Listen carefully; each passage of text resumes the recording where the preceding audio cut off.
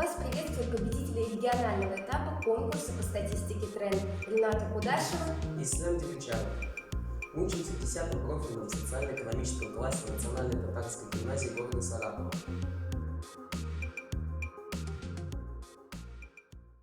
К выбору нами первой номинации для участия в конкурсе по статистике тренд подтолкнуло высказывание Джека Стека, профессионального американского менеджера и автора книг по управлению бизнесом, о том, что цифры нужно принимать на веру тогда, когда понятно, откуда они взялись. Статистика позволяет отразить в статистических показателях все, что окружает человека. И нам захотелось понять, как собираются статистические данные, как они обрабатываются, чтобы результатам их обработки можно было доверять. Предложенная тема исследования «Онлайн-образование для современного школьника» показалась нам и актуальной, и интересной. Наша жизнь за последний год очень сильно изменилась. Для этого были объективные причины. Для школьников эти изменения связаны со стремительным внедрением дистанционного обучения.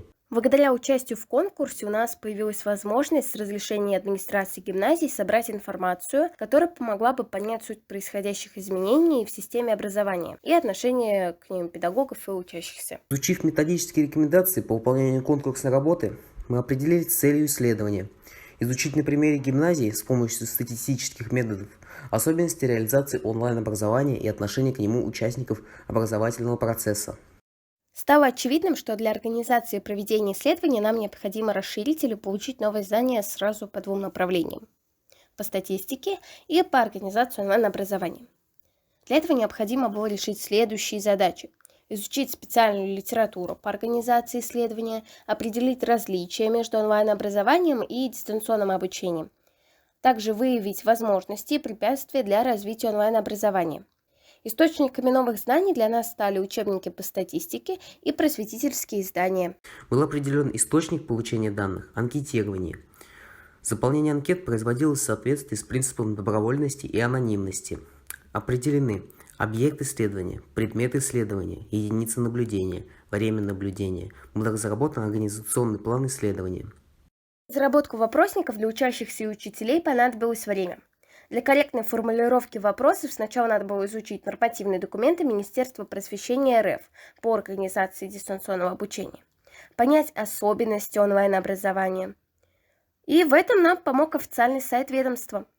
Первый опыт массовой организации дистанционного обучения во всех классах гимназии получен весной 2020 года в период введения санитарно-эпидемиологических ограничений. Проводя исследования, мы исходили из того, что онлайн-образование предполагает общение учителей и обучающихся на расстоянии, в реальном времени посредством подключения к интернет-гаджету. При электронном обучении общение учителей и учащихся отложено во времени. Онлайн-образование и электронное обучение можно рассматривать как виды дистанционного обучения. Практика работы гимназии показала, что оба формата комбинируются для достижения результата при имеющихся возможностях. Разобравшись с понятийным аппаратом, мы смогли двигаться дальше. Определились с генеральной совокупностью наблюдения, разработали вопросники. Генеральных совокупностей две. Это обучающиеся 8-11 классов и учителя, работающие в названных классах. Выборка среди учащихся составила более 79% от общего количества обучающихся 8-11 классов, всего 92 человека. Ее можно считать репрезентативной, так как представлены учащиеся из всех классов в количестве не менее 60% из каждого класса. В анкетировании приняли участие 50% учителей, работающих в 8-11 классах и непосредственно участвующих в организации дистанционного обучения. В анкету для учащихся было включено 9 вопросов, в анкету для педагогов – 11. Все представленные анкеты прошли предварительный счетный и логический контроль. Обработка данных проводилась с использованием пакета офисных программ Microsoft Office 2013, в том числе Excel 2013. Таблицы частот абсолютных и относительных были построены для каждого пункта анкеты учащихся и анкеты учителя. Отражены наиболее типичные значения, присутствующие в наших выборках. В качестве меры центральной тенденции использована мода.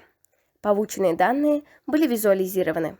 Исследование показало, что более 16% учеников и 14% учителей еще до пандемии имели опыт дистанционного обучения. По итогам анкетирования было выявлено, что треть учащихся гимназии выразили однозначно положительное отношение к онлайн-образованию. Примерно 4% в целом относятся к нему положительно, но считают, что технически к нему не подготовлены ни педагоги, ни школьники. 38% учеников относятся к онлайн-образованию неоднозначно, видят в нем как положительные, так и отрицательные черты.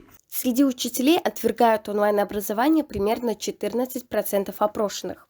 Считают эту форму вынужденной 71%, при этом ее положительные стороны видят 43% опрошенных учителей. Важным результатом опроса считаем выявленную степень технической готовности школьников и педагогов. У 81% опрошенных учащихся дома есть компьютер, но только 43% из них обеспечены всем необходимым периферийным оборудованием и скоростным интернетом. Опрос показал, что более половины учащихся используют для обучения смартфоны, тем самым подвергая свое здоровье риску. Более 3% вообще лишены возможности использования интернета.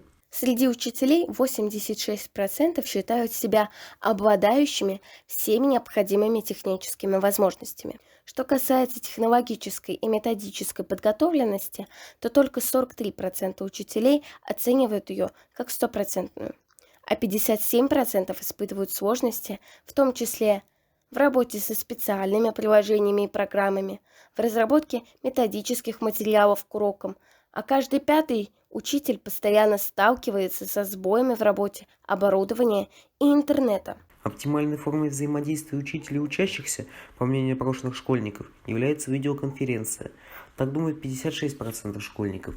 Сторонников обучения отложенного во времени примерно столько же, 55%. А 39% предпочитают работу с учителем в мессенджере. Учителя также отдают предпочтение видеоконференциям, таких 75%. 25% видят оптимальной формой предзаписанный видеоурок. Работу в мессенджере продуктивно считают около 67% учителей. На наличие тех или иных преимуществ онлайн-образования указали более 77% школьников. Среди недостатков отмечено следующее. Более 52% школьников указали на большую зрительную и психологическую нагрузку. Около 47% ощущают недостаток общения со сверстниками. Более 29% считают своих педагогов недостаточно технически и методически подготовленными. Учителя по сравнению со школьниками менее оптимистично настроены. 57% из них не видят в онлайн-образовании никаких преимуществ. Школьников в этой категории только 23%. Главными недостатками онлайн-образования учителя считают возросшую зрительную и психологическую нагрузку на обучающихся, таких 86% опрошенных, увеличение реальной нагрузки на педагогов, всего 71% респондентов, но слабую техническую оснащенность обучающихся указали 64% учителей. Большинство опрошенных школьников и педагогов считают оптимальными платформами для онлайн-занятий Skype и Zoom. Ограниченный выбор платформ отчасти можно объяснить требованиями единых подходов к организации образовательного процесса в гимназии. На онлайн-уроках чаще всего используют ресурсы Российской электронной школы и образовательного портала «Инфоурок». Абсолютно большинство учителей и учащихся регулярно используют возможность портала «Дневник.ру». Ресурсами сайта гимназии пользуется небольшая часть педагогов и учащихся. Достаточно четко выразили педагоги свое отношение к влиянию онлайн-обучения на качество образования. 64% опрошенных считают, что оно неоднозначно влияет на детей с разной степенью мотивации к обучению, а 36% уверены, что оно снижает качество образования. Сторонников положительного влияния не выявлено. Перспективу онлайн-образования педагоги видят по-разному. 50% считают, что это вынужденная форма для обеспечения непрерывности обучения и только при определенных обстоятельствах. 21% высказались за предоставление семье постоянной возможности выбора между государственной традиционной школой и государственной онлайн-школой. 29% за выбор семьей формы обучения ребенка в своей родной школе. По результатам исследования мы вместе с нашим руководителем пришли к следующим выводам. Большинство педагогов и учащихся гимназии относятся к онлайн-образованию положительно, либо видят в нем отдельные положительные стороны, считают его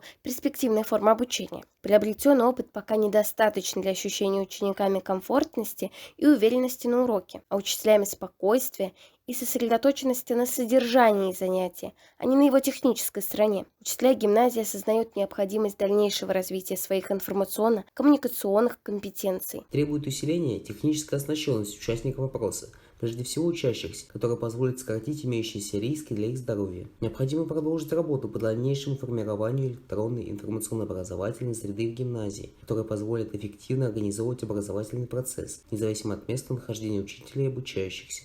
Считаем, что сделанные нами выводы вполне можно применить к большинству школ Саратова. Поскольку современная ситуация вряд ли позволит полностью отказаться от дистанционного обучения, стоит сконцентрировать усилия на минимизации его отрицательных последствий. Спасибо организаторам конкурса «Тренд» за предоставленную возможность ознакомиться с миром экономических профессий, получить новые навыки и знания. Участие в конкурсе «Тренд» научило нас многому. Во-первых, не бояться трудностей испытывать удовлетворение от выполненной работы. А также теперь мы не считаем статистику сухой и безжизненной наукой, ведь за каждым ее показателем находятся люди, процессы, способные изменять нашу жизнь к лучшему. С вами были Кудашева Рената и Демельчаров Ислам.